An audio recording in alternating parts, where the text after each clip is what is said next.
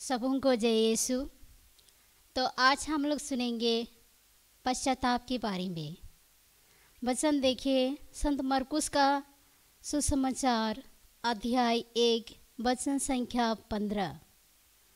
यीशु का वचन कहता है, समय पूरा हो चुका है, ईश्वर का राज्य निकट आ गया है।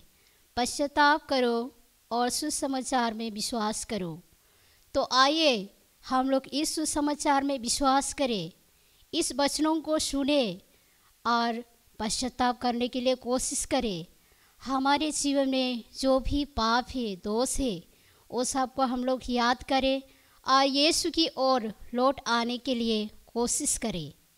बहुत समय हम लोग बोलते हैं, मैं बहुत बड़ी पापी हूँ, यीशु मुझे क्षमा नहीं करेगा, कभी भी क्षमा नहीं करेगा, क्योंकि मैं बहुत बड़ा पाप किए हूँ। लेकिन हम लोग पापी हो या दोषी हो, जितना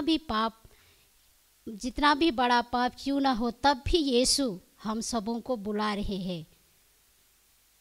वचन कहता है, इसायाह का ग्रंथ अध्याय 1 वचन संख्या 18 में, तुम्हारी पाप सिंदूर की तरह लाल क्यों ना हो, वे हिम की तरह उज्ज्वल हो जाएंगे। वे किरमिस की तरह मटवाले क्यों ना हो, वे उनकी तरह सफ़ेद हो जाएगा। तो हमारे पाप जितना भी काला या जितना भी लाल क्यों ना हो, उसको यीशु सफ़ेद करने के लिए बुला रहे हैं। तो यीशु की ओर आए, इन सब वचनों को सुने और यीशु की ओर लौट आने के लिए कोशिश करें। और यदि हम लोग वचन सुन के भी हम लोग पश्चाताप नहीं करेंगे, पाप में ही जिएंगे, तो हम लोग उन्नति नहीं कर पाएंगे। क्योंकि वचन में कहता है कि यदि हम लोग अपना पाप छिपा के रखेंगे, पाप में जिएंगे, तो हम लोग उन्नति की ओर नहीं जाएंगे, हमारे जीवन में उन्नति नहीं होगी और हम लोग ईश्वर की ओर आगे नहीं बढ़ पाएंगे। हम लोग देखते हैं लूकास का सुसमाचार अध्याय 15 वचन संख्या वहाँ 1 से पूरा में हम लोग देखते हैं उड़ा पुत्र के बारे में।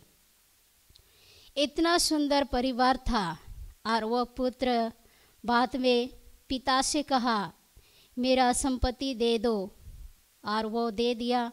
और वह वो संपत्ति लेके बहुत दूर चले गए और वहाँ जाके अपने दोस्तों के साथ खाया पिया, मौज मस्ती किया और सब कुछ उड़ा दिया।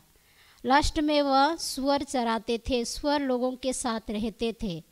तो उस समय उसका मन में पश्चाताप आया, कष्ट आया। वह सोचा कि मैं पिता के पास जाऊंगी, पिता से मैं क्षमा मांगूंगी और पिता के पास में रहूंगी। और देखते हैं हम लोग वह कितना अच्छा विनम्रता के साथ, पश्चाताप के साथ अपना घर लौट जाते हैं।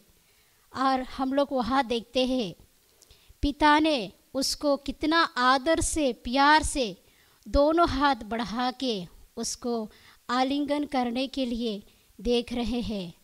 लेकिन वो तो दोष किया, गलतियाँ किया, तब भी पिता ने उसको नहीं डांटा, नहीं मारा। उसके पास लाठी था ना कुछ, कितना प्यार से उसको अपनाया और उस घर में उस दिन कितना आनंद खुशियाँ उन लोग मनाया।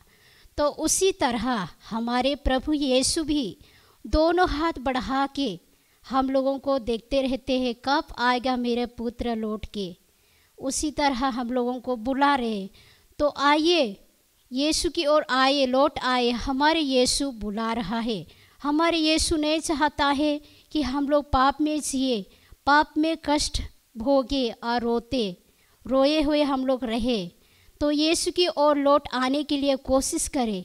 यीशु हम लोगों को अपनाएगा, कभी भी नहीं त्यागेगा, क्योंकि यीशु तो पापियों के लिए ही आए हैं, धर्मियों के लिए नहीं। खुद वचन में यीशु कहता है, मैं धर्मियों को बुलाने नहीं बल्कि पापियों को बुलाने आई हूँ। इसलिए इन सब वचनों को अपनाए, हृदय में रखे और सांत्वना दे और यीशु की ओर लौट आने के लिए कोशिश करे और यीशु में जिए। तो आइए हम लोग यीशु की ओर आगे बढ़ने के लिए कोशिश करें। सबों को जय यीशु। धन्यवाद।